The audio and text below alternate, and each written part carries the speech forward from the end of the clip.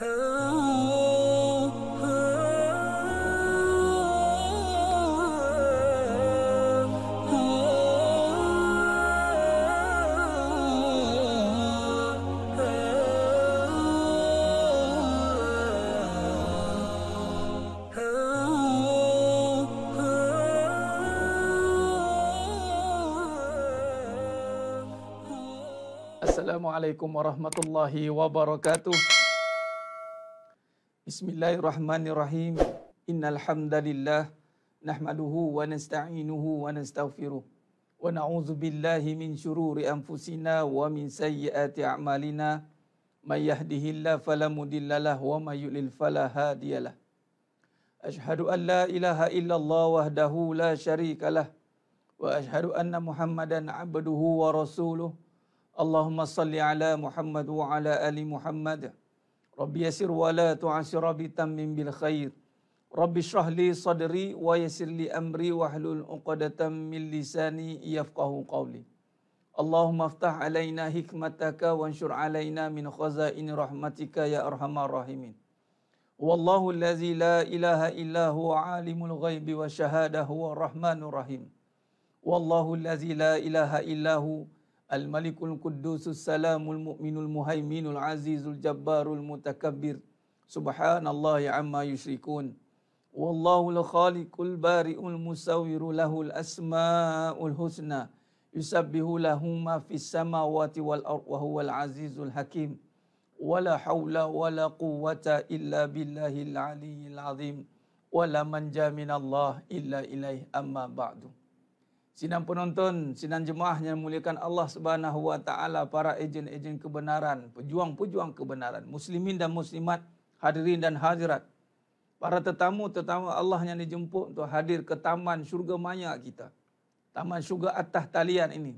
Atas sebab kita nak menuntut ilmu, maka berubahlah yang menjadi raudhah min riyadil jannah. Adapun kita berbetulkan niat untuk kita menuntut ilmu, mudah-mudahan kita dapat kelebihan duduk dalam taman syurga insya-Allah.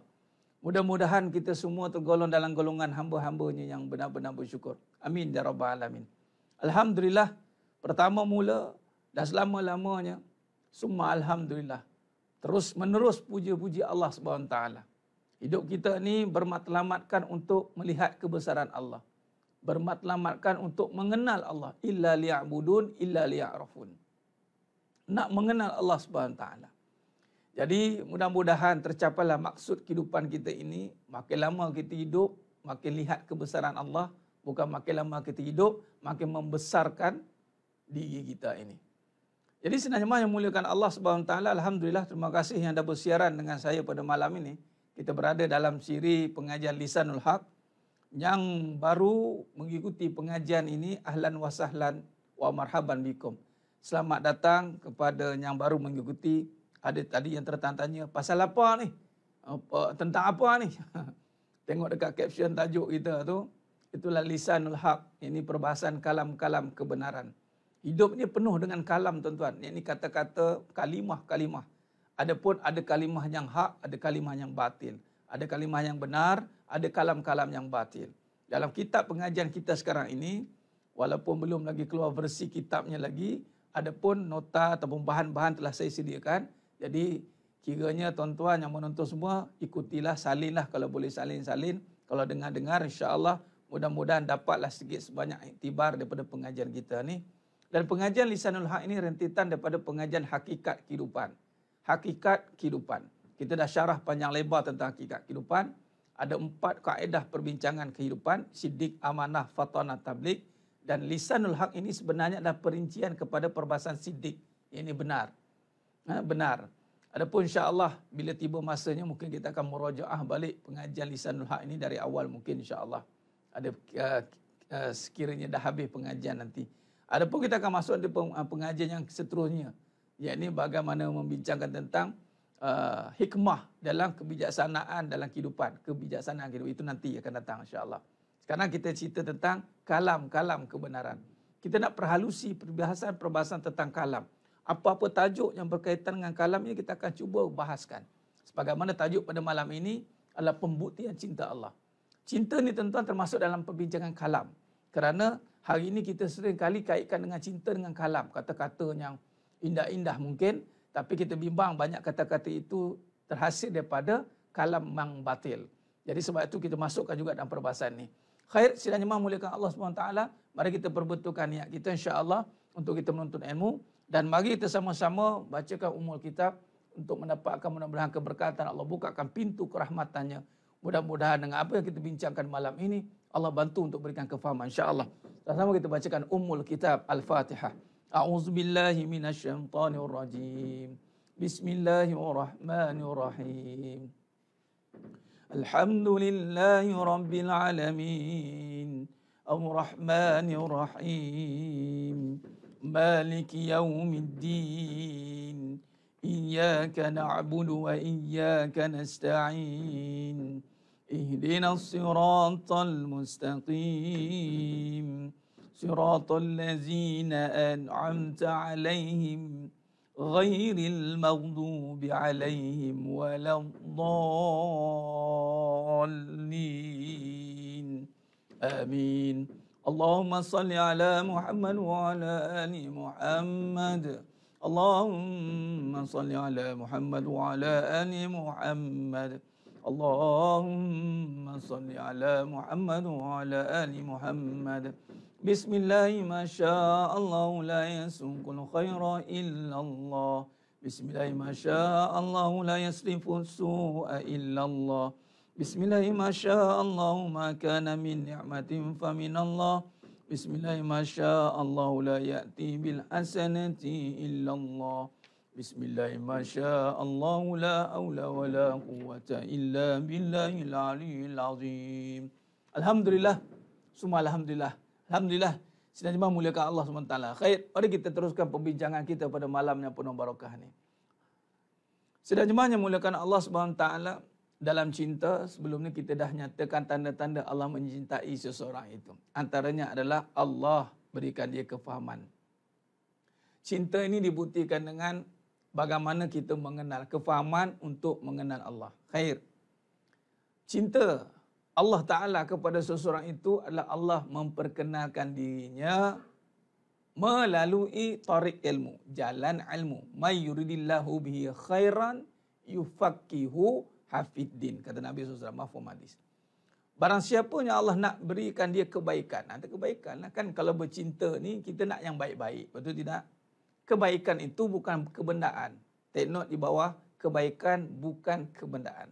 Kita dok faham kebaikan itu kebendaan. La, kebaikan bukan kebendaan, tetapi kebaikan itu adalah ilmu, kefahaman.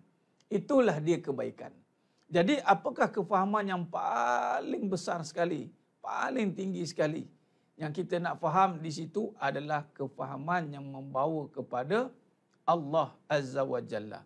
Bagaimana kita hari ini kefahaman kita di tahap yang mana tentang Allah Subhanahu wa Taala ni? Bagaimana kita mendapat sentuhan nurani kita ini untuk mengenal Allah Subhanahu wa Taala? Sebab agama bermula dengan mengenal Allah. Awwaluddin ma'rifatullah. Adapun kefahaman ni tuan-tuan, kalau kita lihat ustaz, macam mana kata kefahaman ni satu kebaikan ustaz? Bukan ada kebendaan tu kebaikan. Khair, mari kita tengok.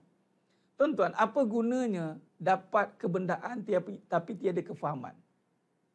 Berselisih fahamlah. Apa gunanya ada suami isteri tapi tidak sefahaman? Maka tidak sepahaman. Apa gunanya ada partner dalam perniagaan masing-masing hebat tapi tiada kesefahaman? Maka perpecahan. Jadi maknanya bagaimana, apatah lagi kalau kita sebagai hamba, makhluk hamba dengan Khalik, tiada kesefahaman, tak ada kefahaman, maka kita akan berjauhan. Apa-apa saja perkara yang tiada kefahaman padanya itu, maka kita akan berjauhan padanya. Kita akan berjauhan tuan-tuan. Walaupun kita duduk berdekatan, walaupun duduk satu bumbung, satu rumah, atas katil, satu bantai, satu, semua satu, tapi kefahaman tidak satu, maka dia sedang berada dalam perpecahan. Anytime ni nak berpisah tuan-tuan. Hati-hati. Sebab itu orang hari ini yang berebut nak kejar dunia. Hebat benar rasa nak dunia ni. Nak duit banyak, nak isteri ramai, nak anak ramai. Semua kan dunia ni kan sifat dia nak banyak. Sebab takut habis. Dunia ni kan sifat dia sedikit dia tak cukup. Dunia. Jadi perbincangan dunia ni nak banyak. Ada yang inbox saya tadi, Ustaz, ni ada satu kalam batil. Orang perempuan kena ada duit sendiri sebab nanti tak cukup. Memang ya, perempuan milenium dengan rasa bangganya, bahagianya dia tulis satu statement dan dia tepek satu hadis bahawa ramai umat perempuan masuk dalam neraka, jadi kena sedekah banyak. Jadi sedekah ni kena ada duit katanya. Saya kata apa pesen punya fahaman macam ni mu ada? Kan? Tapi nak bagi tahunya begitu confidentnya bahawa kebendaan mencukupkan dia. Senang nanti nak minta tak ada nak terminta-minta suami. Kita pun nak menggembirakan anak-anak juga. Kan? Kita tak perlukan nak bergantung sangat. Dia cerita. Dalam sudut Islamik dia cerita. Tapi ending dia, perempuan kena ada duit. Contoh saya nak kaitkan dengan tak cukup tadi. Dia tak cukup dengan suami dia. Tak cukup. Sebab suami ni nanti membebankan dia. Payah kan suami pula tak cukup. Dia je kena ada duit. Isteri pun kena ada duit. Anything happen, kita boleh ni. Jadi maknanya, kita melihat dunia ni tuan-tuan, kalau semua orang nak berebut nak dunia, tapi tidak bina kefahaman pada dunia tuan-tuan, apa jadi? Hari ni kita bergaduh, bertelingkah, konflik, bukan sebab tak ada dunia. Bukan tak ada usaha. Bukan tak ada benda. Kita zaman milenium tuan-tuan. Tengok sekarang ni live kita ni, milenium. Semua orang boleh tengok nah, menyandar sampai menyandar pun boleh. Tak penat mana pun, tak macam dulu tuan-tuan. Dulu punya payah nak mengaji. Tapi dalam zaman yang serba ada ni tuan-tuan, zaman yang serba mewah ni tuan-tuan, rupa-rupanya kita ketandusan kefahaman dalam mentadbir kemewahan.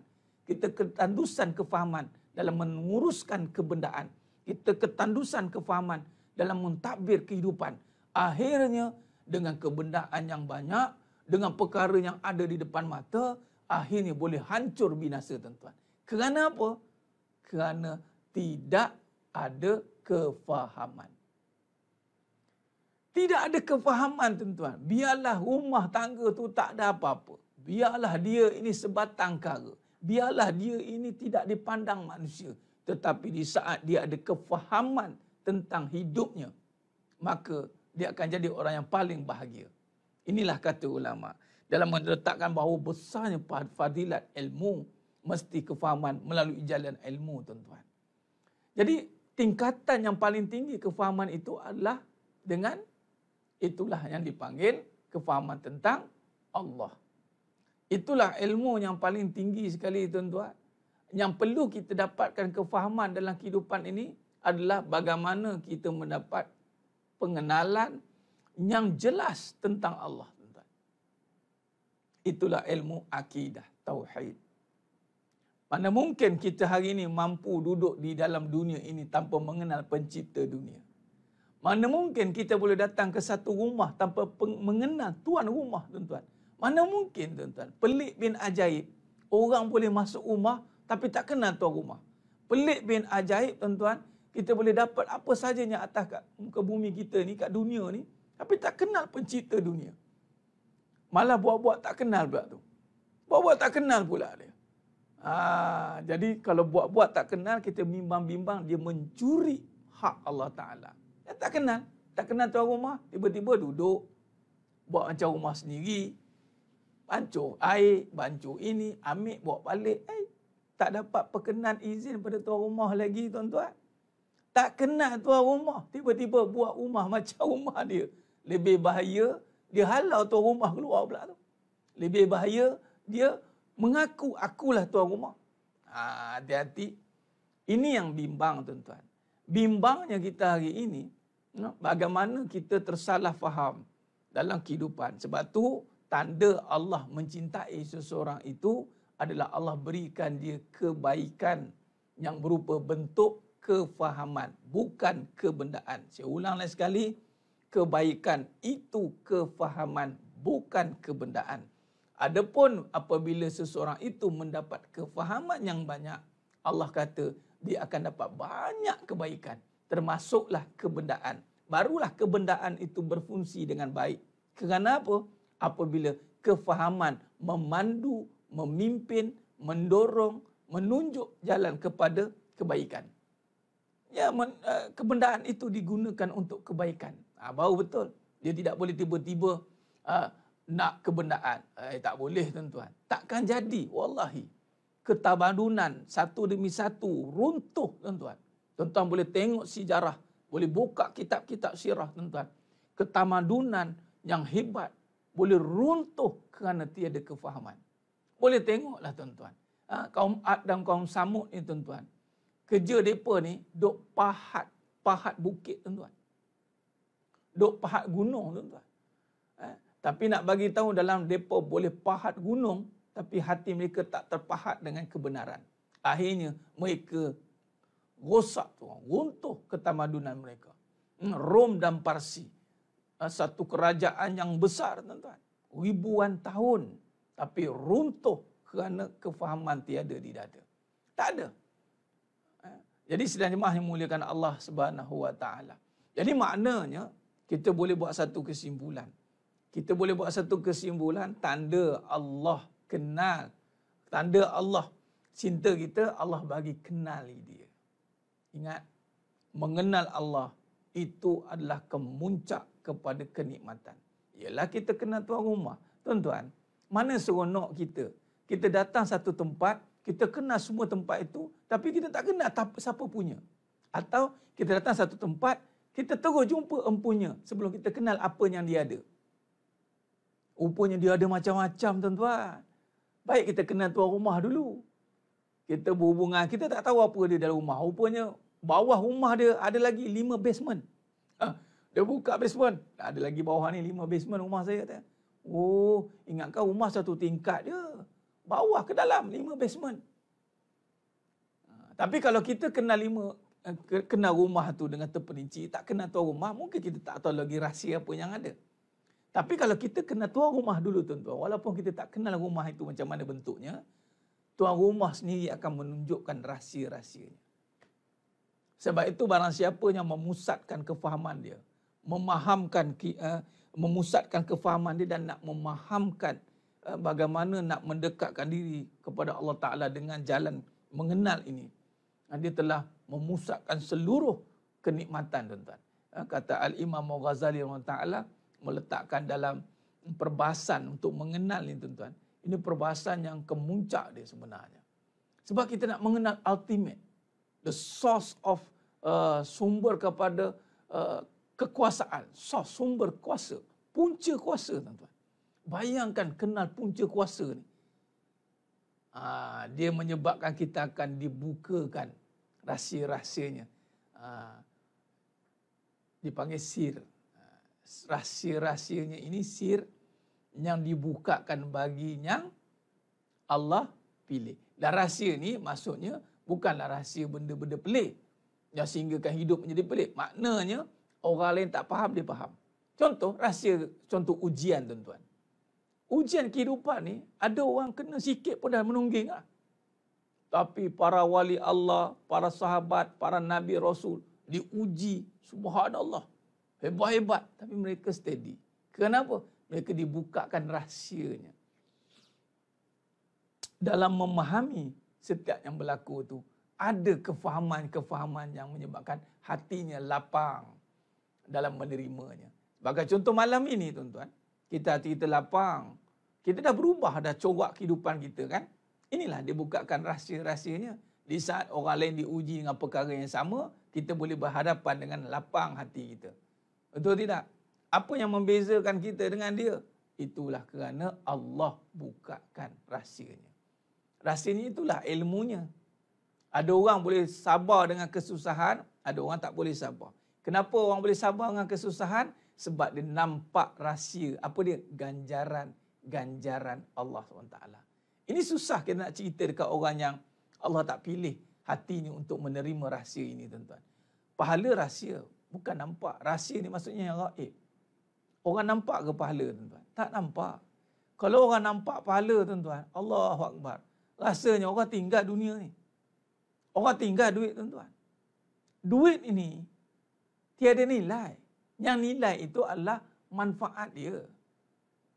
Kita beli nak duit tu sebab nak manfaat. Mana lebih besar manfaat yang ada kat muka bumi ini dengan manfaat untuk kita di syurga. Kita ada duit boleh beli benda. Yang kita nak benda ini, contoh. Ini orang update. Semalam dah kita duk raikan ada sahabat jemaah kita kan. Senyum. Senyumlah kerana ada Allah. Ada jemaah kita senyum sebab dapat hadiah. iPhone 12. Beratus orang. Bangga jadi orang yang pertama beli. Duit dah tak ada nilai dah. Nilai dia nak iPhone 12 tu. Dia nak iPhone 12 tuan-tuan. Waktu tu duit kat tangan ni tak pandang dah. How much? I pay. Berapa ribu? 10 ribu? I pay. Dia tak kira dah tuan-tuan. Ketika dia ada duit kat tangan dia, dan di saat itu ada satu transaksi sedang berlaku. Dia ada satu tujuan. Contoh dia nak something. Kata rumah. Bernilai 5 juta. Ya, dia ada 5 juta itu. I can pay. Dia tak nampak dah. Dia tak nampak duit di 5 juta tu sebagai beban. Dia dah nampak 5 juta pada rumah tu. Samalah tuan-tuan. Pahala. Sebab tu sahabat-sahabat ni dia dah Allah bukakan rahsia pahala ni. Allahu Akbar. Kita macam mana orang boleh tak ada ragu nak beli, siap beratur, kita bercatu-catu PKP. Berfikir-fikir nak makan. Dia steady. Tak beli ya. Sebab dia dah nampak manfaat dia. Dan dia pun ada kemampuan. It's okay lah. Orang ada kemampuan, it's okay lah. Tapi maknanya, jangan terkejut. Ada orang yang Allah bukakan rahsia pahala sehingga dia tak heran dunia dah. Sebab dunia ni bagi dia telah ditukar nilai untuk pahala. Di saat itu, apa sahaja yang boleh dilaburkan untuk pahala, dia akan buat sehabis baik. Macam mana orang beratur sanggup? Tuan-tuan, cuba bayangkan, beratur sanggup untuk beli barang. Why? Sebab dia nampak manfaat. Dia sanggup labur masa, bukan sekadar labur duit, tuan-tuan. Sekadar labur duit, mungkin kita ni kena queue. Ingatkan ada keistimewaan lah. Apple hantar ke rumah ke, tekan loceng ke, COD kan. Kita railah kan customer macam raja sikit. Datang hantar ke rumah. Tak, I don't care katanya. You beratur lah. Tak kira lah duit you banyak berapa. Itu pun sanggup beratur. Beratur lah berapa tingkat beratur. Tak kisahlah jutawan ke, tak keruan ke, siapa ke. Sama level dah beratur dah. Tak kira dah. Apple kata, you nak, you beratur lah. Tak ada privilege pun. Ingatkan bolehlah privilege kan. Customer-customer yang hebat-hebat ni, pekerja-pekerja Apple datang rumah, hantar tuan-tuan. Tak ada. Dia kata, I don't care. You nak, you datang. Tak nak, lepas. Beraturlah kawan tu tergidik-gidik. Tapi maknanya, rahsia itu terbuka bagi orang yang terpilih, tuan-tuan. Sayyidina Abu Bakar Siddiq radhiyallahu. Bagaimana dia boleh buat sesuatu transaksi yang kita pun Allah dan Rasul. Why? Sebab pahala tu bagi dia dah fizikal dah. Dah fizikal, tuan-tuan. Dan ini kita kena minta pada Allah Ta'ala. Sebab ini rahsia. Pahala rahsia, dosa rahsia. Itu dia panggil rahsia. Rahsia ni bukan benda-benda yang pelik-pelik. Ini bukan rahsia je, ini yang pelik-pelik. Tak. Rahsia ni maknanya gaib. Ilmu gaib, rahsia lah. Pahala rahsia.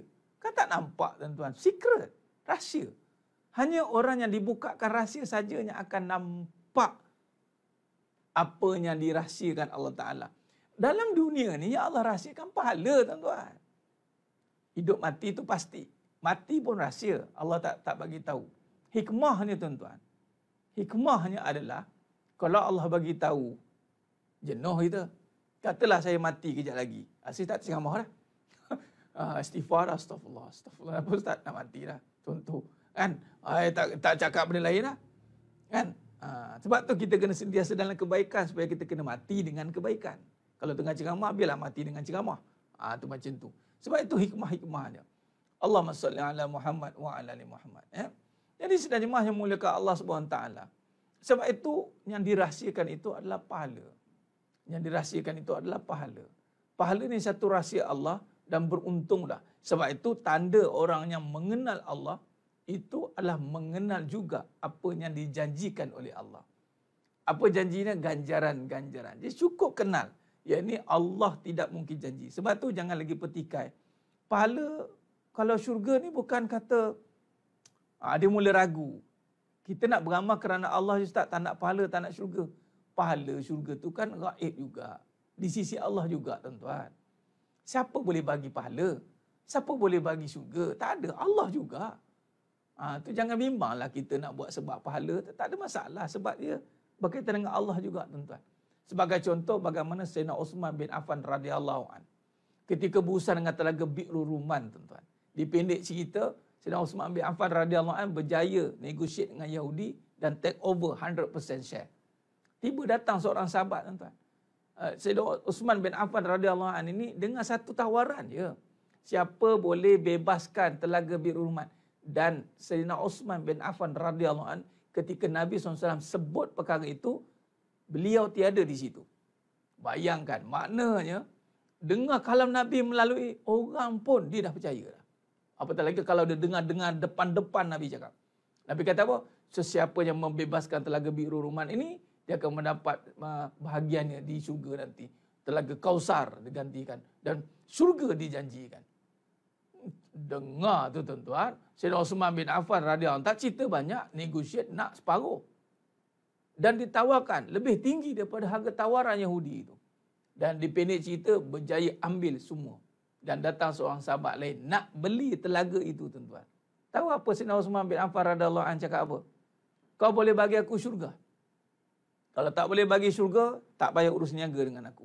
Subhanallah, tuan-tuan. Ini satu transaksi yang luar biasa. Memang syurga Allah je bagi, mana boleh manusia bagi, tuan-tuan. Tu ustaz, syurga mak, suami, itu melalui, itu khidmat, bukan bagi. Bagi tetap Allah. Dengan rahmatnya. Dengan bersusah payah kita berkhidmat, rahmat Allah turun, dapat syurga. Bersusah payah khidmat dengan mak ayah, kena marah, kena maki, kena kutuk dengan mak, sabar. Sabar pula bukan menahan. Rasa tak apa mak, it's okay mak, up to you mak. Mak nak cakap apa, mak cakap, it's okay. Dia punya, sebab apa dia boleh okay macam tu? Sebab dia yakin dengan janji Allah. Dia yakin dengan janji Rasulullah sallallahu alaihi wasallam. Sesiapa yang memuliakan mak ayahnya, itu redha Allah turun buat dia. Jadi dia mengharapkan redha Allah. Dia don't care lah mak dia nak buat macam mana pun. Di saat itu yang dinampaknya adalah ganjaran Allah. Maka Allah turunkan rahmat pada orang begini. Sama juga dengan seorang isteri. Dia don't care pun suami dia marah dia ke, tinggi suara ke, buatlah macam mana selagi mana tak merosakkan fizikal lah. Selagi mana tidak mendororkan, memudaratkan fizikal dia. Mental tak ada, tuan-tuan. Orang beriman dia tak akan kena mental. Dia tak ada tekanan mental, tuan-tuan. Orang beriman ni mentalnya kan ingat Allah. Orang ingat Allah ni, tuan-tuan, Allah jaga fikirannya. Wa ima orangnya separuh mental pun Allah jaga, tuan-tuan. Dah terbukti yang tempoh hari ada orang jumpa saya kan, dekat tu saya cerita tu. Yang jumpa saya ni orang separuh akal. Dia ni kategori gila tetapi ada masa. Maka gila tu. Akal tidak berfungsi sempurna tetapi mampu bertawakal.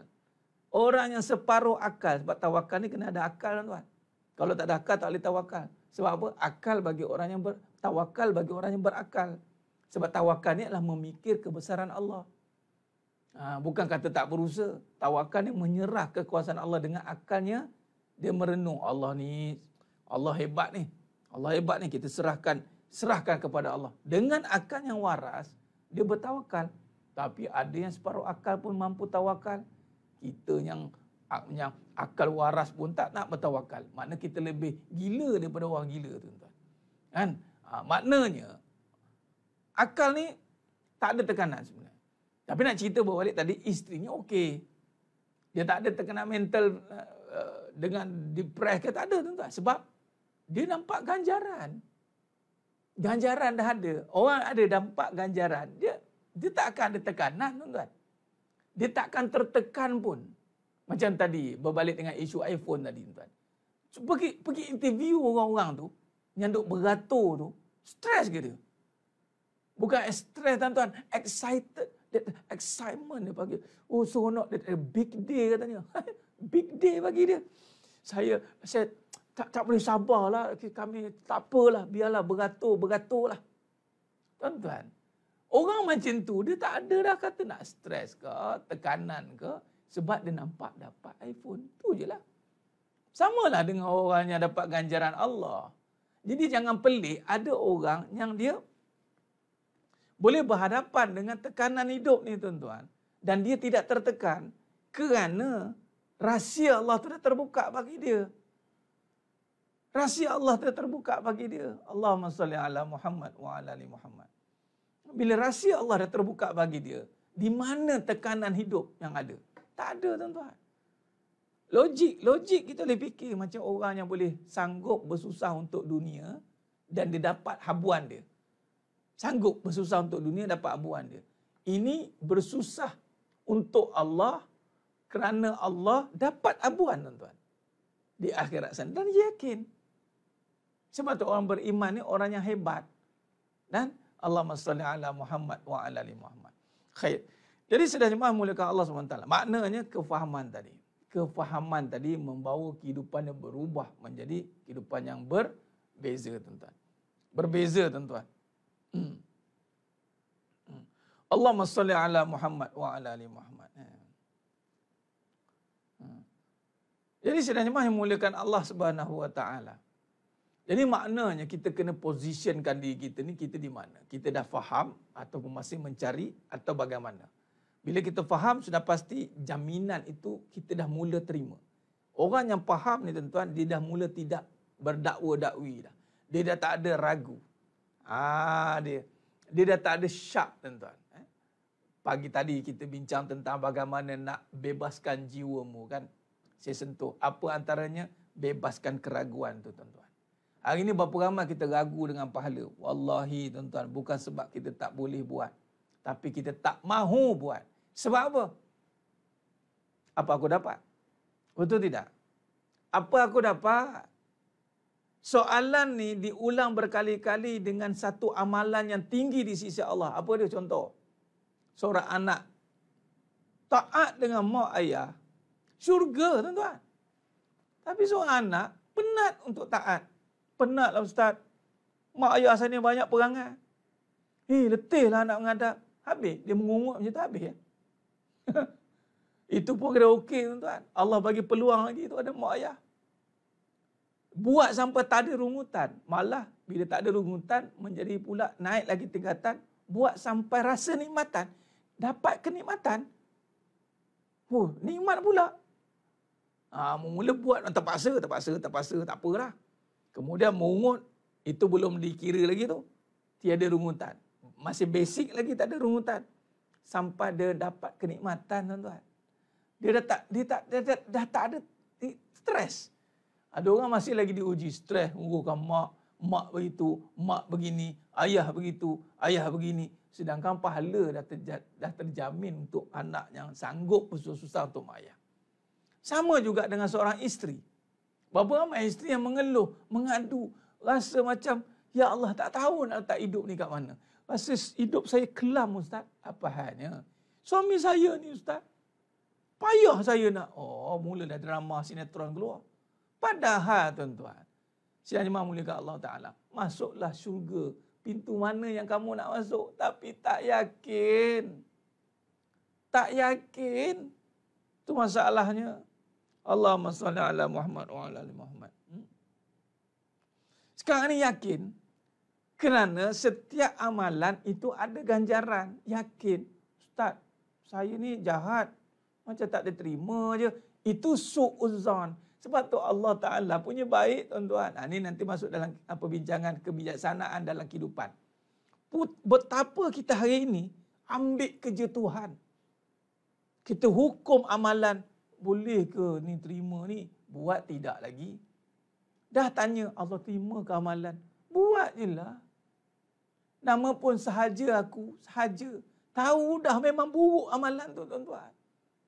Tak ada amalan seseorang itu sempurna. Melainkan Allah sempurnakan. Kecacatan pasti berlaku dalam amalan. Sebab apa? Kita manusia penuh dengan kekhilafan. Dengan hati yang kotor berjumpa Allah, dengan fikiran yang melayang melalut tak ke mana, diri kita penuh dengan hina dan dosa. kita menghadap Allah Ta'ala yang maha mulia, tuan-tuan boleh confident amalan itu sempurna ke? Takkan, tuan-tuan. Sebab tu ulama' meletakkan amalan yang diterima itu adalah amalan yang tak rasa dia beramal, tapi dia sedang beramal. Amalan yang diterima ataupun dosa yang diampunkan Allah Ta'ala itu seringkali merasa dosa. Antara ciri dosa yang diampunkan adalah rasa berdosa. Oh, ingat makin minta ampun makin tak rasa dosa, Ustaz. Itu iblis, tuan-tuan. Kita makin minta ampun makin rasa bersalah, tuan-tuan. Itu tanda amalan diterima.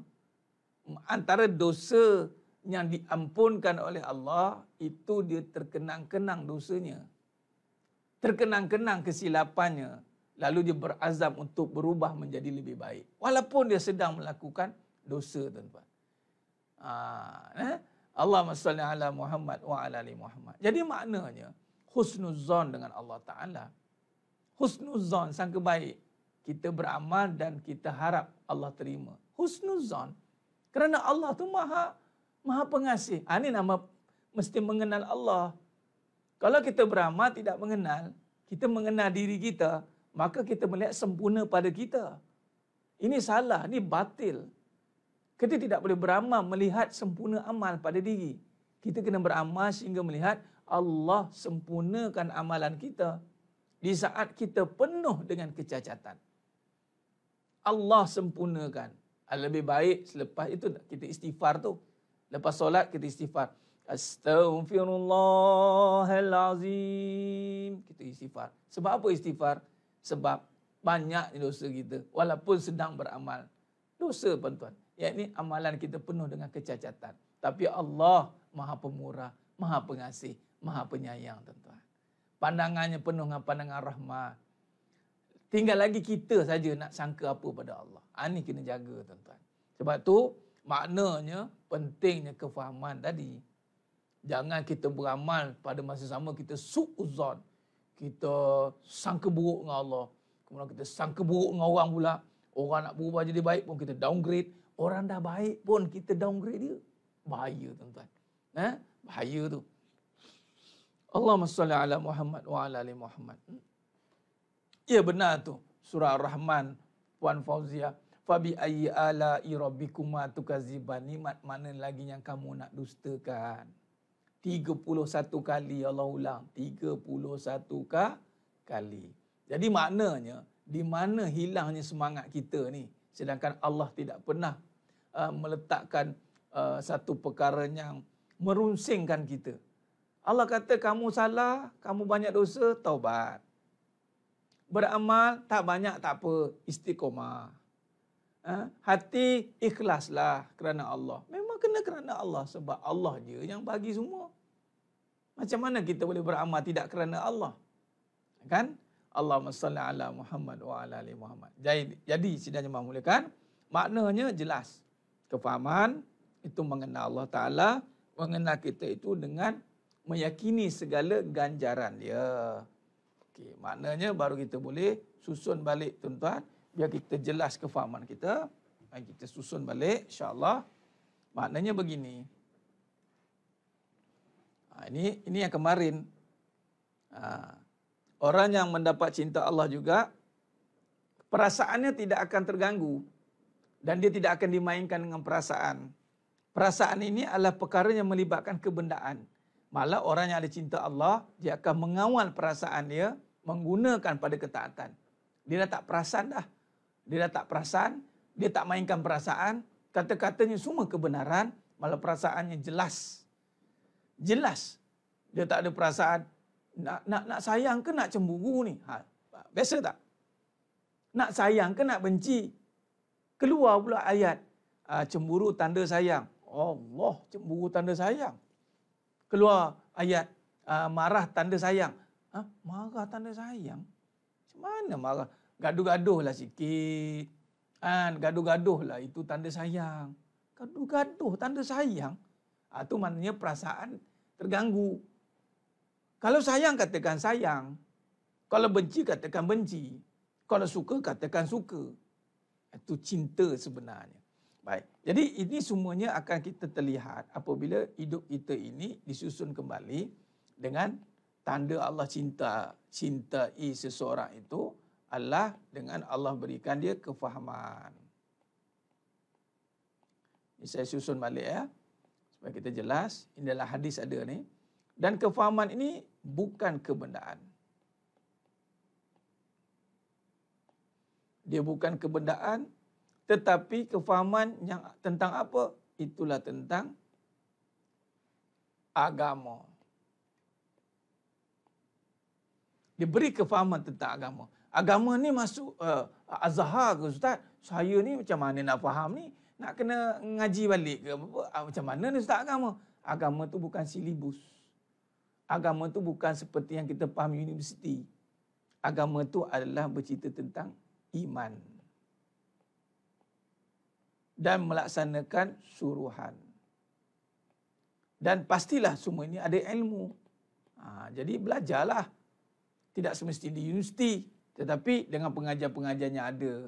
Contoh macam malam ni live online, mengaji masjid tapi dah tutup masjid, tak apalah. Kan? Ustaz-ustaz banyak asatizah buat tu. Tapi yang paling penting tuan-tuan, agama ini bila gabungkan iman dan suruhan ini, berbicara soal kefahaman tentang Allah. Semuanya kembali kepada Allah. Berbicara soal iman dan suruhan, kita akan nampaknya Allah. Jadi maknanya datangnya satu kehendak, satu kesedaran. Kita meyakini Allah. Kita meyakini Allah.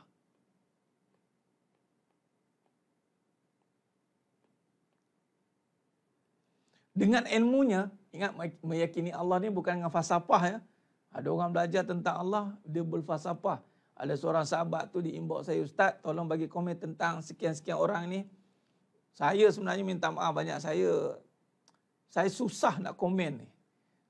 Tapi ya tak apalah, atas ilmu saya akan ceritalah sikit. Cuma saya tak bagi respon lagi kat sahabat yang tanya tu. Dia tentang Allah ni tuan-tuan, memang kita sedap berkata-kata. Kita bagi perumpamaan, subhanallah, kita dengar luar biasa. Tapi, mengenal Allah mesti dengan Allah. Itu tagline dia, ataupun kata kunci. Dia kata, selagi nampak diri, maka belum kenal. Habis nak kenal dengan apa? Hilangkan diri. Lepas tu, cerita tentang Allah lah. Lepas tu, saya perhati dia. Selagi dia tak keluar ayat dengan Allah tu, maka kita bimbang dia tidak kenal Allah dengan Allah. Dia kenal Allah dengan diri dia jugalah. Dengan akal dia, kan? Dengan falsafah dia, kan? Macam-macam cara lah. Habis kalau kenal Allah dengan Allah dengan apa? Dengan Al-Quran, kalamullah, dengan Allah sendirilah. Sebab itu tidak boleh lagi daripada uslub perbahasan tentang Al-Quran. Meyakini itu mesti dengan kalamullah. Bila kalamullah, kita tidak boleh pula sesuka hati nak tafsir. Mestilah kata kalam ulama, kalam Rasulullah, hadis pun datang. Kalamullah bukan kalam manusia yang kita boleh, kita ni, cuba kita fikir, sedap-sedap fikir dia, mana boleh. Kenal Allah dengan kalamullah. Kalamullah yang telah diterjemahkan oleh kalam Rasulullah SAW itu hadis. Dan ijma' ulama. Ijma' kemudian barulah datang qiyas. Qiyas barulah kita boleh, macam contoh perbahasan malam ini. Perbahasan ini berkisar daripada kupasan-kupasan, hujahan-hujahan yang telah dihujah oleh para ulama. Saya sampaikannya balik dengan perbahasan yang lebih, dipanggil apa? Terbuka begini. Itu saja. Dia bukan mandai-mandai punya perbahasan, tak ada. Dia tak ada kenal Allah ni dengan itu. Macam-macam lah. Ayat dia dengan Allah. Kalau nak belajar, katalah nak apa? Kita nak belajar jugalah Ustaz. Kita nak dengar-dengar juga. Tak apa, silakan. Tapi kata kunci dengan apa? Kenal Allah dengan apa? Kalau kenal Allah, macam-macam falsafah keluar, tinggalkanlah. Memang nampak kata macam sedap. Dia kupas macam-macam. Apatah lagi dengan penampilan pun yang kita pun penin. Memanglah kita tak mengukur, kata Sayyidina Ali bin Abi Talib karamallahu wajhah, Jangan ukur siapa yang kata, dengar apa yang dikata. Tapi benda ayat tu kena terjemah juga. Sekarang kalau tak diukur siapa yang kata, bagaimana dengan perawi, sanad hadis, kan? Bagaimana dengan ilmu tentang sanad? Penyampai juga diambil kira. Bagi ilmu, tapi nasihat tak apa. Nasihat kita boleh dengar, siapa-siapa boleh nasihatkan kita. Tapi dalam konteks nak mengajar, kalau nak bercerita tentang topik-topik yang besar, kena tahu juga siapa yang bercakap. Bukan kita nak argue, tidak. Macam contoh saya ditanya oleh Datuk Syukri Mufti Kelantan, "Anta dapat dari mana?" Bukan bertanya tu nak meragui, tetapi nak memastikan macam mana anta dapat cerita. Dia dengar. Dan dia sahkan. Jadi bila dia sahkan, kita cerita dapat pada Quran, kemudian ayat sekian-sekian, kita buat huraian. Kan? Huraian tu pula kita rujuklah perbahasan ulama. Kemudian disahkan. Jadi mana saya dapat daripada mana susu jalurnya? Daripada ulama lah. Itulah Datuk Syukri Mufti Kelantan. Dia baca ni dah okey lah ni. Almarhum pula Datuk Abu Hassan tengok okey lah ni, dah boleh lah ni. Barokah-barokah ulama ni yang berkembang ni. Kita bukan, tuan-tuan, kita takkan mampu mengampal ilmu. Jangan mendabik dada mengatakan kita boleh hafal ilmu. Tak ada, tuan-tuan. Tapi kita kena tahu ilmu tu. Tapi daripada ilmu tu nanti datang ni dipanggil kefahaman. Kefahaman ni bercambah. Yu'til hikmata may yasha, kata Allah. Suratul Baqarah 269. Hikmah ni dia bercambah daripada keberkatan, daripada ilmu walaupun sedikit, tapi bercambah, tuan-tuan. Contoh Ibnu Abbas radhiyallahu an. Sultan fil mufassirin, sultan, yakni ketua bagi pentafsir Al-Quran ni Ibnu Abbas. Tapi Ibnu Abbas ni adakah dia tadah kitab berdepan-depan? Tak, Ibnu Abbas ni khidmat dengan Rasulullah. Dalam khidmat tu Nabi doakan, Allahumma faqihu hafiddin wa alim nabi takwil. Dapat, ini namanya bercambah ilmu tu. Jadi berkat ulama doa, dua orang yang akan mampu memberi kesan yang total dalam hidup kita ni. Dua orang ni tuan-tuan jaga, tuan. Dua ni siapa? Pertama mak kita. Kedua guru kita. Dua ni jaga, tuan. Doa mereka ni, ya Allah, memang sharp terus. Kalau dia kata macam Imam Sudais, tuan-tuan. Imam Sudais mak dia doakan. Imam Kabir kata. Ni Imam Sudais ni ngaji kita. Macam saya sendiri, mak saya doakan. Terang-terang mak doakan kata-kata syurga. Ayah pula itu mengajar Quran, minta guru ayah saya mendoakan 500 orang sedekah Fatihah. Bayangkan. Bukan sebab saya. Tak ada pun. Walaupun bolehlah sebab kita mengajilah, jumpa tok guru ni, jumpa tok guru ini. Tapi tak, tuan-tuan. Di mana titik dia? Mesti ada. Takkan tiba-tiba jadi pelubung. Pelik ni. Nah, jadi dua ni jaga. Guru dengan ibu. Ibulah. Sebab Nabi kata ibu kan. Abi sekali, ayah sekali. Ibu, ayah tu sekali lah. Jaga ni. Sebab tu saya kata dengan Syekh Akhil Firdaus, saya pernah borak dengan dia. Saya cakap apa? Entah ada mak masih ada, minta doa. Entah rugi. Rugi ke mak ada tak minta doa? Allah rugi, tuan-tuan. Macam saya terbaru ni, saya ada minta mak saya doakan.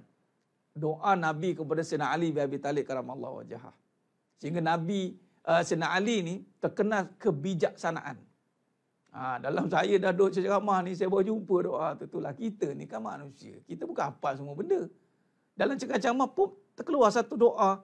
Oh, ini doanya. Kita nak cari tak jumpa sebab dia dalam riwayat panjang. Kita ingat lupa, kita baca, kita minta Allah Ta'ala tunjukkan. Satu kali tu, seorang ustaz ni dia cerita tentang sejarah Sayyidina Ali. Terkeluar, dia pun cerita sambil lalu je doa tu. Nanti saya bagilah, saya tak cerita dalam ni. Doa tu pendek je. Rupanya menyebabkan Sayyidina Ali bin Abi Talib karamallahu wajhah menjadi bijak. 4 sahabat yang bijak Sayyidina Ali bin Abi Talib karamallahu wajhahu, rupanya didoakan oleh Nabi juga. Menjadi qadi umur 25. Dia minta mak saya, mak doa. Mak doa mak. Mak letak tangan kat atas kepala ni. Mak doa. Nah, mak doa kan. Baca. Dan menjadi amalan doa selalu. Doa selalu. Mak jangan lupa mak. Tu dia. Baik. Jadi berbalik kata dia. Maknanya Allah dengan Allah. Mesti kena ada susu jalur. Kita kena tengok siapa. Jangan main dengar je. Nasihat tak apa. Nasihat kita boleh terbuka. Tapi mengajar, membimbing, kita ada kena bubuh sedikit kebimbangan. Kadang-kadang salah bimbing kan tumbang kan. Tak kena gaya, dah sesat. Hati-hati.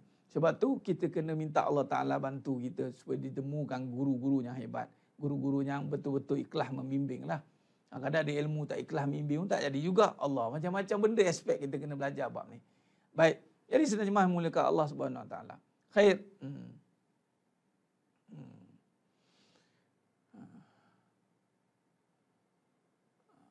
Ya, tak apalah. Yang dah tak ada mak nak macam mana. Terimalah takdir yang begitu dah kan. Tak apalah. Dah tak ada tak apa. Kita mak hak Allah. Sebab tu ketika ada kita minta. Dah tak ada, cari guru lah. Guru-guru. Sebab tu kena berguru. Alhamdulillah saya antara mak satulah, mak ayah saya telah guru. Yang kita boleh dapat doa direct. Kan? Terbaru waktu itu di ini rezeki tuan-tuan, rezeki. Saya nak ceritalah, nak share kan, nak cerita. Rezeki. Waktu hari wukuf, hari wukuf. Kan doa mustajab wukuf. Kita segan nak minta. Kita memang kena ada adab segan. Tapi kita minta. Tok, doakan saya Tok. Ni guru Quran. Ayah saya guru Quran. Guru pula ni mengajar Quran. Quran, contoh ayat-ayat Quran, tadabbur, ayat-ayat daripada Quran, syarah Quran saja. Ini dia guru. Nabi kata sebaik-baiknya belajar Quran dan mengajar Quran. Kan? Nabi kata. Yang saya guru Quran, Datuk Salahuddin Omar Al-Qari. Dia sambut doa tu betul-betul time yang makbul tu. Allah. Dia kata barakallah hantar. Barakah dia. Tak adalah doa detail pun. Doa yang sempurna ni yang ringkas tapi meliputi semua. Barakah. Tu barakah. Dia doakan. Dia jawab. Allah. Time-time nak wukuf tu. Time-time nak habis tu. Pum dia jawab. Saya. Lega betul. Guru call. Allah lega. Lega. Dia tuan-tuan nanti dapatlah poin pulang-pulang macam tu. Masya Allah. Insya Allah. Amin ya Rabbal Alamin. Baik. Jadi insya Allah. Ya. Apa yang kita lalui ini mesti kena ada perjalanan yang membimbing. Itu maksud dia. Maksudnya mesti ada yang membimbing. Kita bimbang. Nabi kata belajar tanpa ilmu itu. Tiada bimbingan, kita bimbang. Syaitan yang membimbing. Apatah lagi dengan ilmu yang melibatkan kehidupan tentang Allah, tentang dalaman, dia perlukan bimbingan. Allahumma salli ala Muhammad wa ala Muhammad. Khair. Saya nak minta mak dulu ke suami, Ustaz? Ada soalan. Mak dulu ke suami? Bagi seorang isteri, tuan-tuan, suaminya. Sebab tu rugilah isterinya ada suami buat gaduh. Anda rugi besar. Anda ada suami. Kan katakan guru dengan ibu kan. Ibu atau ayah. Sekalilah. Jadi bila dah kahwin kan transfer kepada suami kan. Aku nikahkan di kau tu siapa kan, bapak kan, wali kan. Mana jatuh kat suami. Sebab tu ramai hari ni anda pandang leka sikit dengan suami, habis ilmu anda. Lebur habis. Suami guru bagi isteri sebenarnya. Walaupun suami itu tak mengajar. Apatah lagi suami yang mengajar. Lagilah suami dan guru. Lagi jangan buat main. Sebab apa suami guru bagi seorang isteri? Sebab macam anak. Anak ni, mak guru. Siapakah guru bagi seorang anak? Mak dia. Siapakah guru bagi seorang suami? Seorang isteri? Suaminya. Ustaz, suami saya, Ustaz, tak ajar pun. Memanglah guru yang tak jalankan tugas. Itu je lah. Guru yang tak jalankan tugas nak macam mana? Tapi title dia guru. Cuma guru yang tak jalankan tugas. Sebab tu suami-suami kena berguru supaya ilmu anda itu berkembang. untuk mengajar isteri-isterimu. Pergi cari guru belajar. Suami-suami kena jadi seorang guru bagi seorang isteri dan anak-anaknya. Tu cerita dia.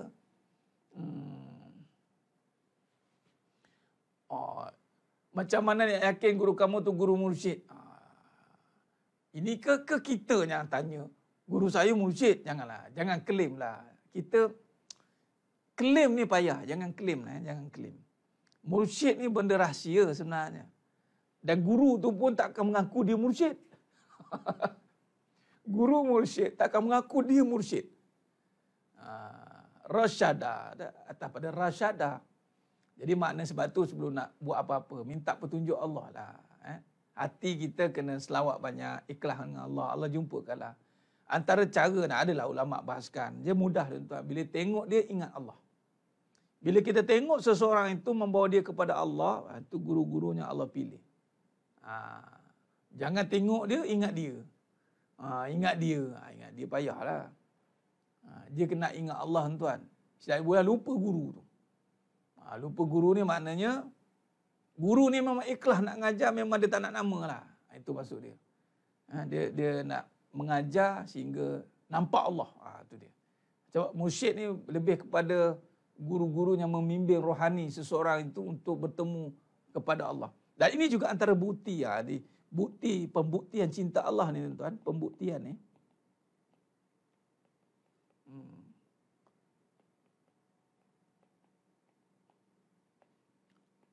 Pembuktian ni dirakamkan dalam hadis tuan-tuan. Baik, ini kalam Allah selesai. Ini kita stop kat sini. Maknanya ilmu meyakini dengan Allah lah. Dengan ganjaran tu semua tentang syurga neraka, pahala, dosa dalam Quran tuan-tuan. Allah sendiri cakap. Jadi tak payah lagi nak petikaikan bukan sebab pahala, bukan sebab syurga. Itu semua dah ada dalam Quran. Jadi yakin saja Quran itu. Baik. Jadi pembuktian cinta Allah ni tuan-tuan, antaranya dalam saya nak baca dalam satu hadis Nabi SAW ini.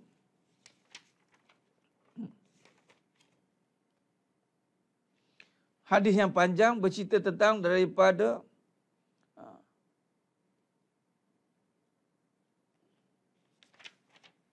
rawahu Muslim. Hadis riwayat Imam daripada Aisyah radhiyallahu anha. Antara pembuktian cinta Allah ni tuan-tuan,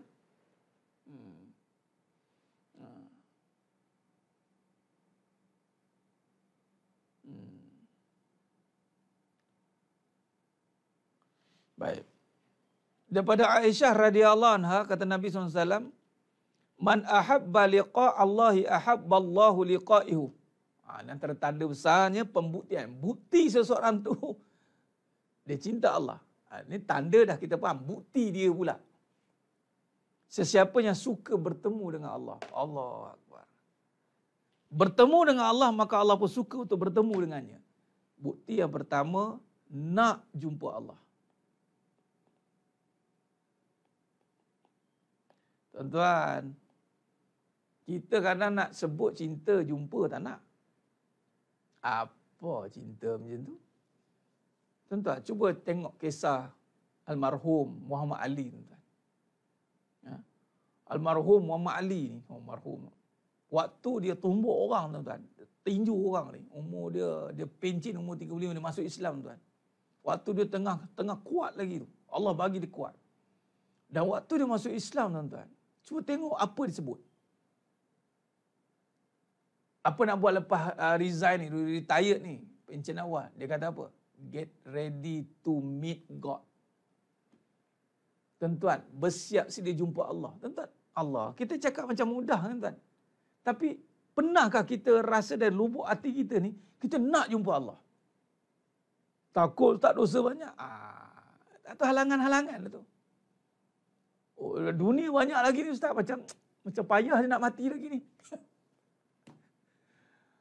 Tuan-tuan, kalau kita nak jumpa Allah, Allah ampunkanlah dosa, Allah selesaikanlah urusan dunia kita sehingga mudah kita nak balik jumpa Allah.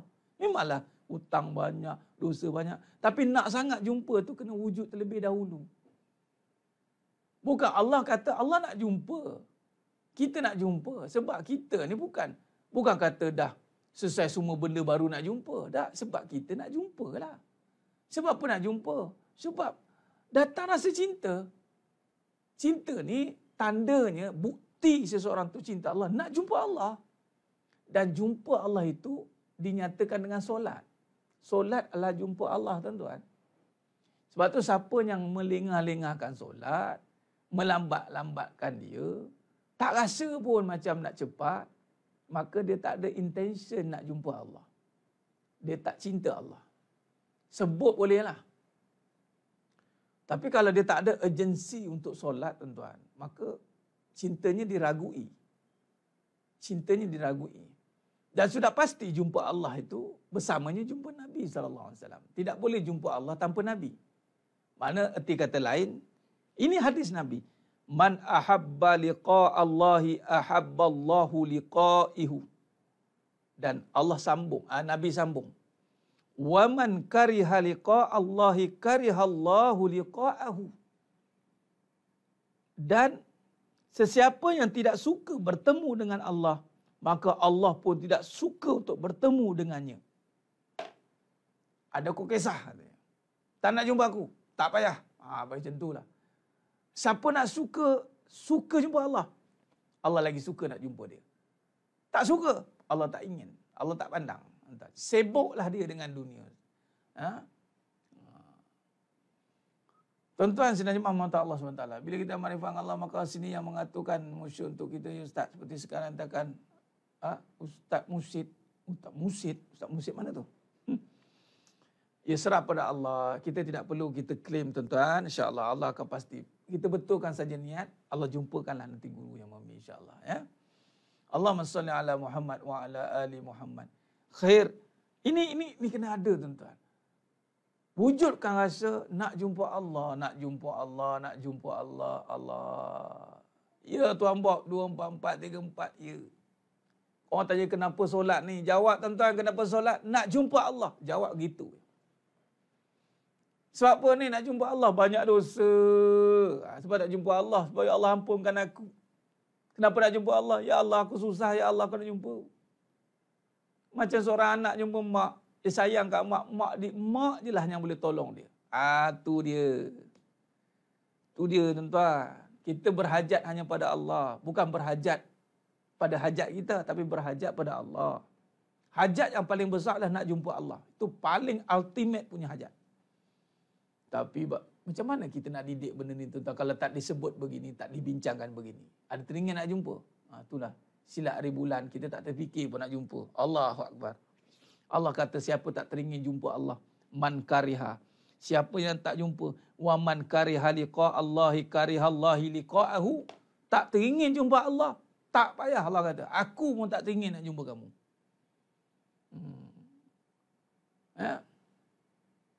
Nak jumpa Allah sebab baik. Ya, kita ni, tuan-tuan, jangan tertipu dengan iblis. Iblis ni suka buat kita, muka engkau nak jumpa Allah. Tak payahlah. Kau ni dosa banyak. Jangan tertipu, tuan-tuan. Sebab kita banyak dosa lah, kita kena jumpa Allah. Supaya kita sujud tersungkur, tuan-tuan, di depan Allah. Ya Rab, aku dosa banyak. Jumpa Allah, tuan-tuan. Allah je boleh selesaikan dosa kita. Orang lain tak boleh, amalan lain tak boleh. Allah je yang menghapuskan dosa kita. Sebab tu amalan yang banyak pun belum tentu menghapus dosa. Siapa? Iblis. Iblis amal banyak tapi Allah tak ampunkan dosa dia, tuan-tuan. Sebab tu jangan kita ingat kita amal banyak kita boleh ampun dosa kalau tak minta Allah ampunkan dosa kita. Sebab tu minta ampun dosa itu, tuan-tuan. Minta diampunkan, sebab tu penting diampunkan itu dengan meminta ampun.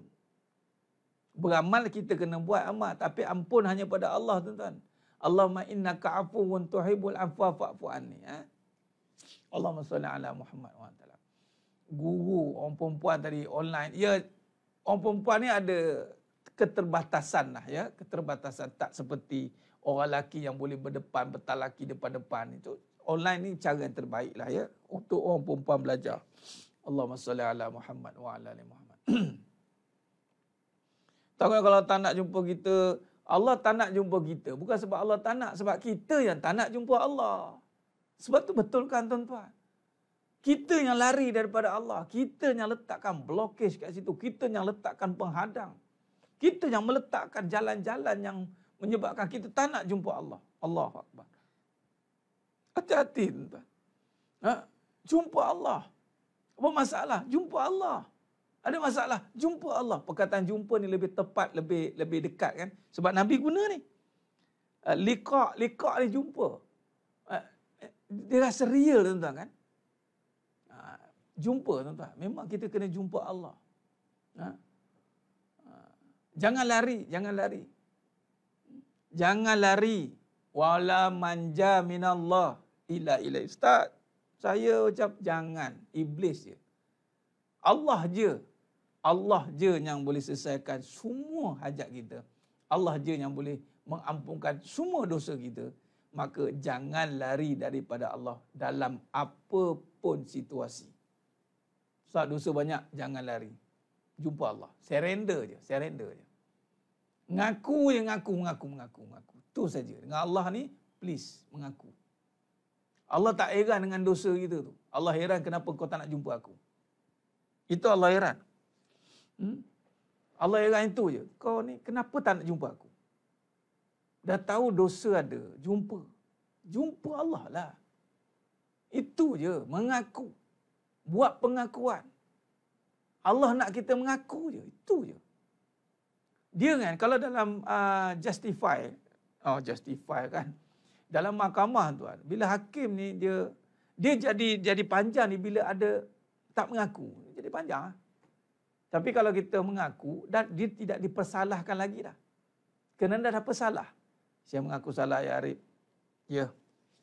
Saya mohon pertimbangan ya Arif. Saya salah ya Arif.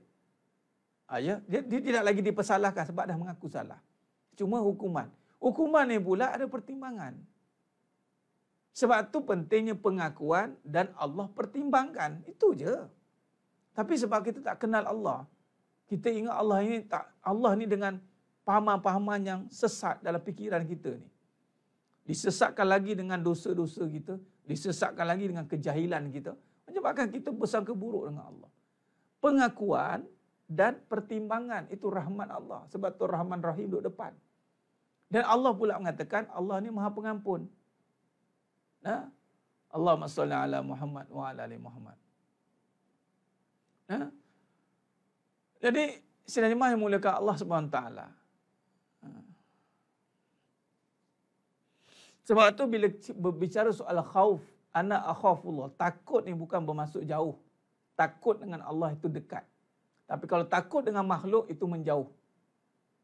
Contoh takut tak ada duit. Duit makin jauh. Takut suami kahwin lagi. Suami makin jauh. Takut hilang apa? Hilang itu. Dia makin jauh. Takut pada dunia ni menjauhkan. Takut harimau. Lagi. Ada orang takut harimau makin dekat. Dah. Makin lagi kan. Tapi takut dengan Allah. Dia mendekat. Dia mendekat. Sebab tu jangan salah letak takut. Takut benda yang fizikal. Itu patutlah. Contoh, takut luka lah Ustaz. Jadi kalau takut luka, jauhkanlah pisau itu. Kalau takut terbakar, jauhkan api itu. Jadi perkataan takut ni adalah perkataan menjauhkan kalau letak pada dunia. Sebab tu jangan salah letak takut. Tapi kalau letak pada akhirat, yang ini takut dengan Allah, takut dengan api neraka. Dia akan mendekatkan pada Allah Ta'ala. Dia bukan menjauhkan. Sebab api neraka ni Allah punya. Jadi kalau nak selesai dengan api neraka ni, kena dekat dengan Allah. Dia tak boleh lari. Kalau nak lari tuan-tuan, nak lari mana? Tak boleh lari. Dia kena mesti datang dekat kepada Allah. Allahumma salli ala Muhammad. Sebab tu hidup banyak takut-takut ni hidupnya kejauhan tuan-tuan. Takut. Banyak takut-takut, kejauhan. Khair. Okay, baik. Jadi nak jumpa Allah, tu pembuktian cinta Allah.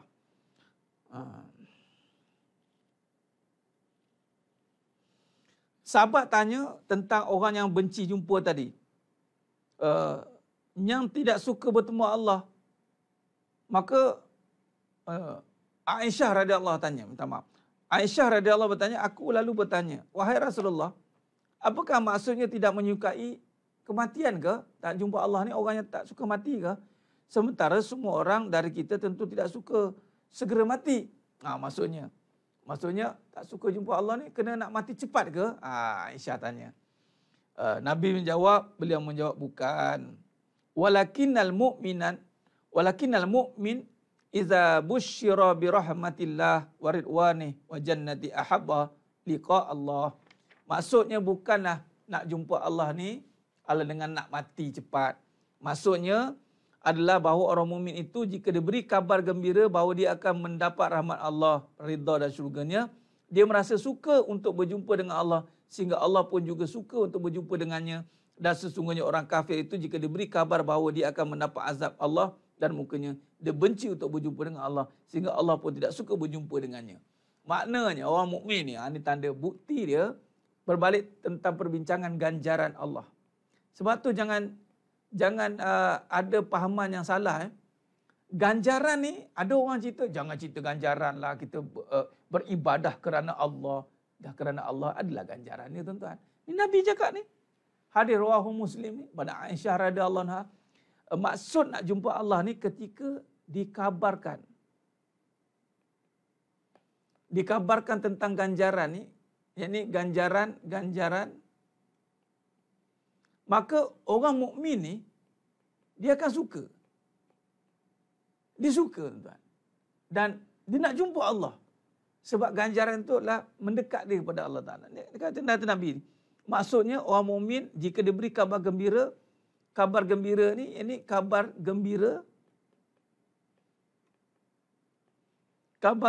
bahawa dia akan mendapat rahmat Allah dan syurganya. Kabar gembira dapat rahmat dan syurga.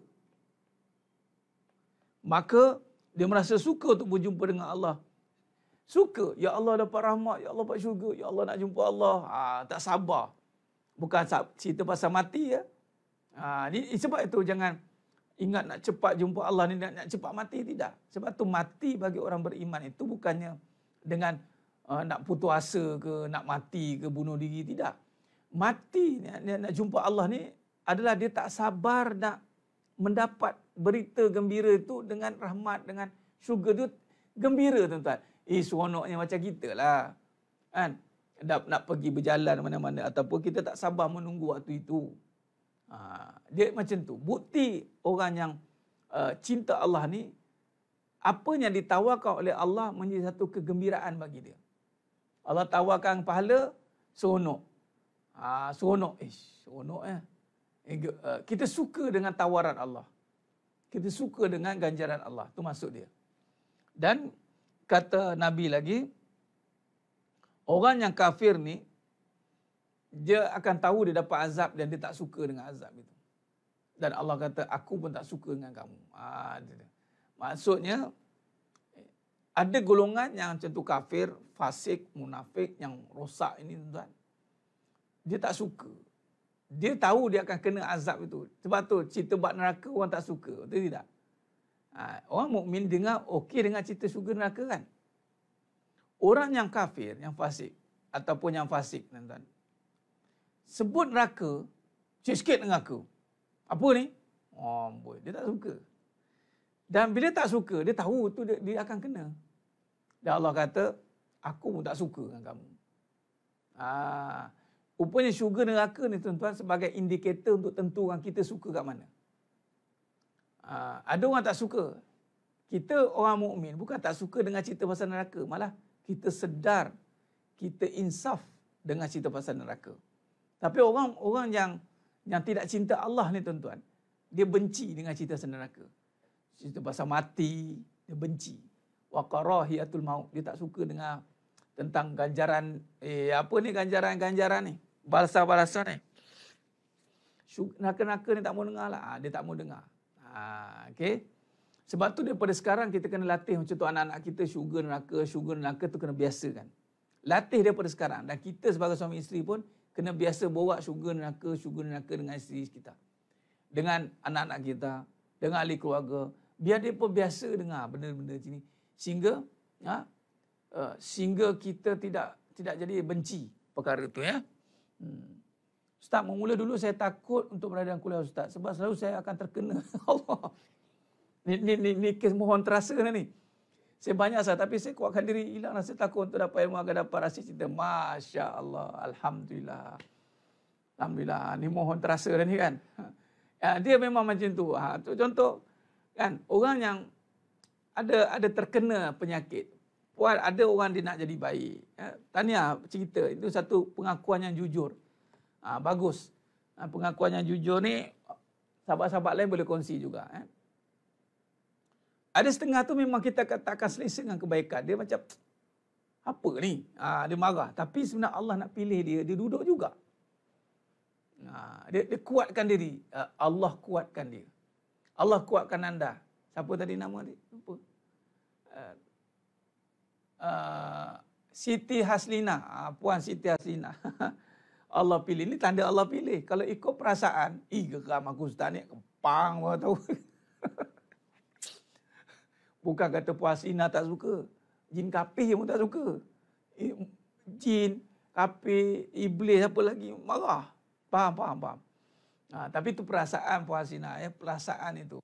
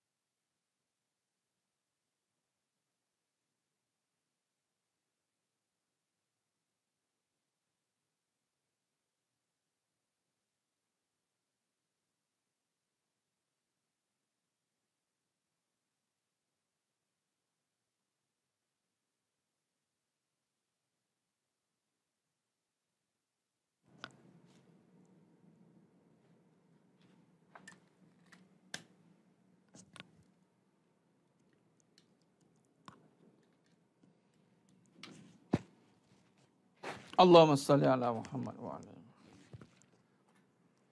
Itu dia. Allahumma salli ala Muhammad wa ala ali Muhammad. Khair. Okey. Lain okey dah. Bateri habis. Itulah sebut jin kapir hilang tu suara. Tu dia. Jadi bila kata peringkat awal memang dia tak suka. Ada unblock, dah lock balik dia. Itulah dia panggil mujahadah. Itu perasaan tuan-tuan. Perasaan. Jadi perasaan itu yang menyebabkan kita ni berbelah bahagi sebenarnya untuk terus ke depan, untuk duduk dalam kebenaran. Jadi bila kita letakkan hati kita ini betul nak pada Allah SWT, itu istiqomah lah, insya-Allah. Allahumma salli ala Muhammad wa ala ali Muhammad. Khair. Alhamdulillah. Jadi maknanya itu antara tanda-tanda ni kalau cari perjalanan guru ni kan. Jangan cari yang suka je, cari yang perasaan tak suka. Sebab tu Islam ni tertegak dengan bukan sekadar kita lihat kelembutan. Tak, kelembutan itu padanya ada ketegasan. Lembut tu disalut, tetapi isinya tegas. Lembut itu kulitnya. Memang kulit ni lembut. Buat fikir kita lembut. Kita ada, dia panggil tolerate, kita ada khilafiyah, kita berlapang. Tapi isinya tegas. Sebab agama ni penuh dengan mujahadah, tuan-tuan. Mujahadah ni, cinta ni, sebagai contoh cinta, tuan-tuan. Kita duk faham cinta ni, contoh nak jumpa Allah. Anda ingat jumpa Allah ini, dengan apa? Dengan air liur. Sekadar air mata? Tak. sahabat-sahabat tuan-tuan melalui jalan nak jumpa Allah dengan darah tuan-tuan. Bukan peluh, darah. Maknanya kesusahan tu pasti. Ketegasan itu dah jadi rutin. Tegas, susah, marah, macam-macam ancaman. Ya? Jadi bagaimana cinta ni tuan-tuan? Jangan salah ertikan bahawa cinta ni satu benda yang seronok, hiburan. Bukan. Perjalanan contoh para nabi dan rasul. Sehingga kan ada 5 nabi yang digelar sebagai ulul azmi. Antara iaitu Nabi Muhammad sallallahu alaihi wasallam. Ulul azmi ni nabi yang diuji dengan ujian yang berat. Itu tanda cinta tuan-tuan. Dan pembuktian cinta dah berlapang dada dengan ujian yang berat. Sehingga kan nak jumpa Allah juga. Jadi sidang jemaah muliakan Allah SWT. Sebab itu agama itu ketegasan disaluti dengan kelembutan. Itu je. Agama tertegak dengan ketegasan disaluti dengan kelembutan dalam amalan. Amalan memang kita ada kelembutan. Jadi Allah tidak meletakkan banyak, Allah letakkan sedikit. Nabi katanya istiqomah itu kelembutan, itu rahmat Allah. Ada khilafiah perbezaan mazhab, itu kelembutan. Tetapi dalam bab nafsu, dalam bab dalaman, ingat tuan-tuan ya, dalam bab dalaman itu ketegasan, bab dalam itu tegas, bab luar itu lembut. Boleh faham? Ambil perkara ni. Dalam bab dalaman itu perlukan ketegasan. Apa dalaman ni? Itu bicara soal apa dia? Iman. Iman tu tegas. Dia tak boleh main-main. 0.00 tak boleh. 99% tak boleh. Dia kena jazam. 100%. Tak boleh main. Apa lagi dalaman bab iman ni? Dalam bab akhlak. Pun kena tegas. Yang ni bicara soal hati, jiwa. Iman ni itu tentang kekuasaan Allah. Tapi bab akhlak tu jiwa. Jiwa ni tuan-tuan ada cerita bab nafsu. Ini bab perasaan. Ini pun tak boleh main-main. Ini kita suka mainkan perasaan. Bercakap semua jenis nak cari main belai-belai punya. Main belai-belai. Belayan-belayan. Tak boleh. Ini kena tegas. Bab dalaman. Iman, bab jiwa. Ini semua kena tegas. Tak boleh main-main tuan-tuan. Sebab itu bab perasaan memang kena pancung je lah. Ya? Luaran okey. Luaran okey. Luaran itu ada kelembutan. Itu boleh kelembutan. Bab dalaman ni juga dosa iman ni dosa pahala lah. Dosa pahala. Dosa pahala tak boleh main-main. Dia kena tegas. Tak boleh main sebagai contoh dosa derhaka tuan-tuan. Adakah boleh buat gurau-gurau? Dosa derhaka, isteri marah suami. Suami buat lembik je. Tergelak semua orang. Itu dosa derhaka tuan-tuan. Dia boleh buat gurau. Boleh buat main. Ya Allah. Main-main dengan dosa ni. Tak boleh. Dosa pahala jangan buat main-main. Pahala isi soleha besar. Itu pun dia buat main-main. Yalah tu. Naklah tu. Dia main beli-beli pula. Allahu Akbar. Jangan. Jadi iman dosa pahala jangan buat main. Dapat bab luaran kelembutan ni bab fikir. Bab terjemahan, bab perbuatan. Dia ada, sebab tu ada mazhab 4. Ada khilafiahnya. Ada ruhsahnya. Ada musyakahnya. Ada maqasidnya. Ada toleratnya. Allahumma salli ala Muhammad wa ala ali Muhammad. Geram bila Ustaz lo kata orang perempuan je kena. Benci tapi rindu je. Tu maknanya apa? Itulah kebenaran. Saya bercakap bukan nak menimbulkan permusuhan. Yang bermusuh tu sebab dia tak suka dengar tentang balasan dan ganjaran. Dia tak suka dengar tentang neraka atau syurga. Tak suka nak betulkan diri. Dia nak betulkan orang suka. Betulkan diri tak suka. Nak macam mana? Kau betulkan orang suka lah. Saya pun mula-mula Puan Sakinah dengar. Saya pun mula dengar Zah juga. Tapi bila dengar hari, seronok. Alhamdulillah. Anak perempuan saya 36 pun peminat. Terus cakap Ustaz Farid dah ada. Masya Allah. Kak Annalina. Nampak? Ini pahala ni Puan Annalina. Tahniah. Tengok Allah. Ini pahala mengalir tu tuan-tuan. Sebab tu jangan berhenti tag kawan-kawan. Jangan berhenti tuan. Suka tak suka tolak tepi lah. Memang dia tak suka punya. Tapi Allah punya kuasa. Tengok. Budak pula minat umur 3 tahun, 6 tahun. Minat kan? Allahumma salli ala Muhammad wa ala ali Muhammad. Khair. Jadi sebenarnya mulakan Allah SWT. Jadi itu antaranya perbahasan kita pada malam yang penuh barakah ni. Itu tandalah tadi pembuktiannya. Jelaslah hadis daripada Aisyah radhiyallahu anha daripada rawahu Muslim. Bagaimana tanda atau bukti kita cinta Allah, kita ada satu sifat nak jumpa Allah. Antara tandanya lagi, ganjaran-ganjaran ni kita dengar, kita seronok. Kita seronok. Kita jadi satu, kita terpanggil kita. Walaupun kita hari ini tak mampu, kita nak menyatakan semuanya, tapi cukup untuk membuatkan kita seronok untuk melaksanakannya. Kerana ia melibatkan cinta, tuan-tuan. Allahumma salli ala Muhammad wa ala ali Muhammad. Khair. Jadi sedang mulakan Allah Subhanahu wa taala. Jadi untuk itu pada malamnya penuh barakah ni, saya kira cukup setakat tu dulu perbahasan kita, insya-Allah. Waalaikumsalam Puan Sulaiman, baru masuk. Saya pun baru nak keluar dah ni. Tak apa, boleh dengar balik. Kita dah bersiaran tu dia 1 jam lebih dah kelas. Alhamdulillah daripada pukul 10 ni 11 lebih dah 1 jam setengah. Mudah-mudahan tuan-tuan Allah tak jemukan kita lah. Allah tak jemukan anda yang mendengar, Allah tak jemukan saya yang bercakap. Hati-hati, kita ni bukan senang tuan. Kadang-kadang saya pun jemu nak bercakap. Allah, bahaya. Saya cukup doa ke Allah.